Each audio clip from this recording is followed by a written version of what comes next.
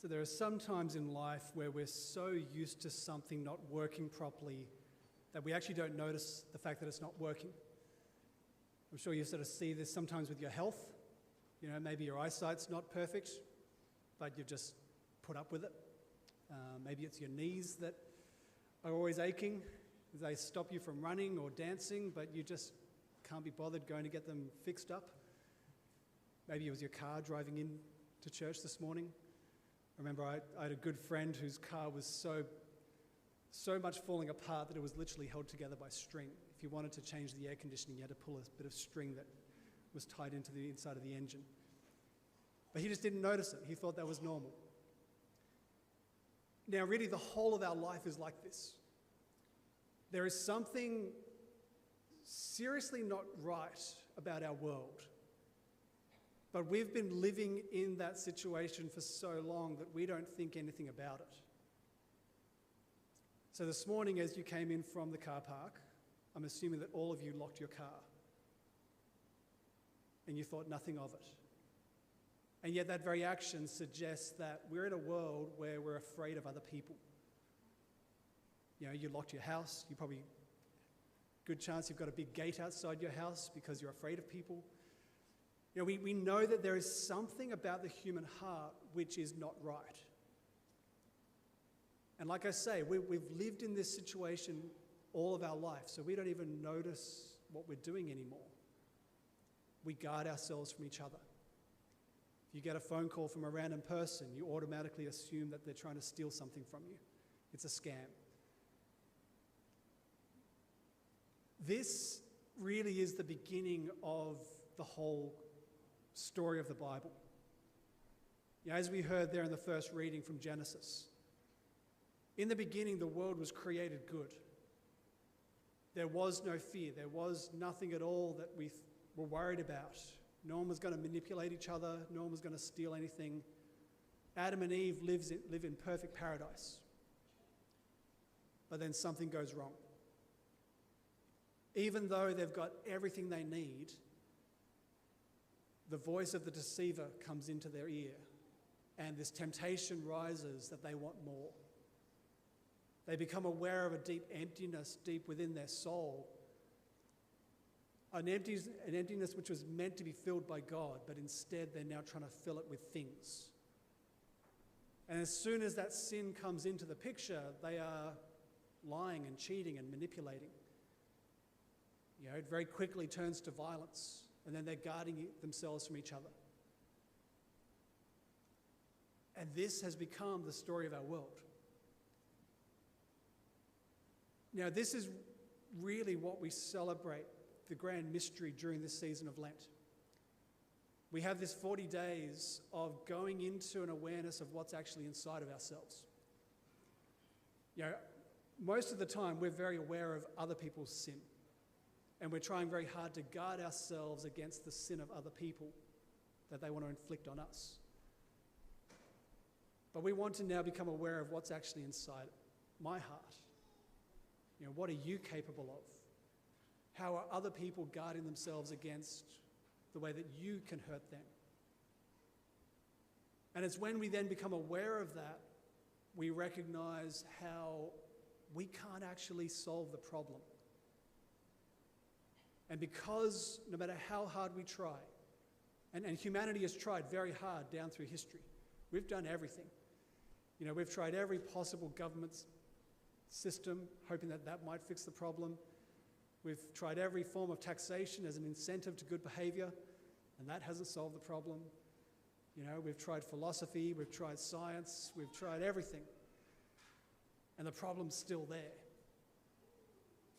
And so we come to a point where we realise we need an external power to break in and save us. Now, this is where the second reading presents the great mystery. That Adam and Eve brought this chaos into the world because of their disobedience. They had everything they wanted. They lived in absolute paradise. But because of that emptiness, they wanted more. And so the redemption, the healing of that sin comes in the most unexpected way. You have someone come into the world, the one person who actually has the right to claim everything because he is God incarnate.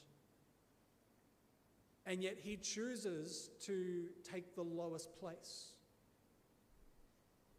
Instead of being born in paradise, he's born into poverty. He's born into a place where right from the moment of his birth, he's being persecuted. People are trying to kill him. He lives his whole life having to work by the labor of his own hands. And in all of this, instead of craving more, instead of desiring more power, more glory, more money and things, he realizes that that emptiness in the soul is going to be satisfied by the love of God. And so he lives this life of complete submission and obedience. Even to the point when absolutely everything is stripped away from him. As Jesus is taken to the cross, he's arrested, he's scourged and beaten, and he is being executed in the worst form of death that humanity has ever come up with. Even at that moment, he has got complete obedience, where he says, Father, into your hands I commend my spirit. And this is what St. Paul says, that through one man's disobedience, sin has come into the world. But then through another man's obedience, we've received salvation. That power of sin that has been within us is now broken. The remedy, the cure for that disease is now in our midst. And this is where we need to now become aware of our need for that remedy. As I said, so often we're so used to the fact that things are broken that we don't pay much attention to them. If you think of sin being like cancer, it's probably a really good image. If you know much about the medicine behind it all, you have a good, healthy cell, created good, but somehow there's a mutation happens. And this cell that's meant to be good and healthy for your body now suddenly becomes a source of death for you. It starts to mutate and grow, and it sucks all the life out of your body. It literally starts to cause your body to link blood vessels so that all the energy, all the nutrients of your body are going towards this cancer. At some point, we need to recognize just how deadly this stuff is within us. A little bit like a cancer, sometimes it can be sitting there for a long, long time. Or maybe people are warning you about the health dangers, and we become so blasé, we just don't pay attention to it. But at some point, we need to wake up and realize this is actually life and death. If I can use my own example, coming from a Celtic background, white skin is not good in this country. And I spent all my life being told, stay out of the sun, you'll get skin cancer. I was like, I love being outside. Until a number of years ago, I realized there was this tiny little dot on the side of my neck. And the next thing, I've got a doctor telling me, that's stage 3 cancer. You've got to get that out really quickly because that could very quickly spread through your whole body.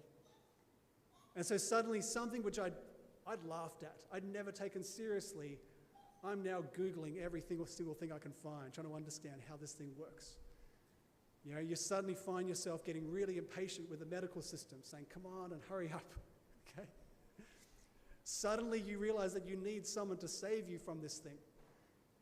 You're really invested in the story. This is where we need to come to in terms of sin. We play games with this. We're like, it's just a little lie. It's just a little bit of selfishness. Until suddenly you realize that your marriage is falling apart because it's accumulated to the point where you've seriously hurt someone. We need to get to a point where we actually realize what this is, how much this is actually creating death within us. It's sucking life from us in the same way that a cancer would. But we have a Saviour who can cut that out of us. That by his sacrifice, by his death on the cross, he is able to break the power of that sin within us. But we need to come and cry out to him for that mercy. You know, we have a number of people preparing for baptism. And the most beautiful thing, where on Easter Sunday, every sin will be washed away from their lives, anything they've ever committed, by claiming that power of the cross, of Christ's salvation.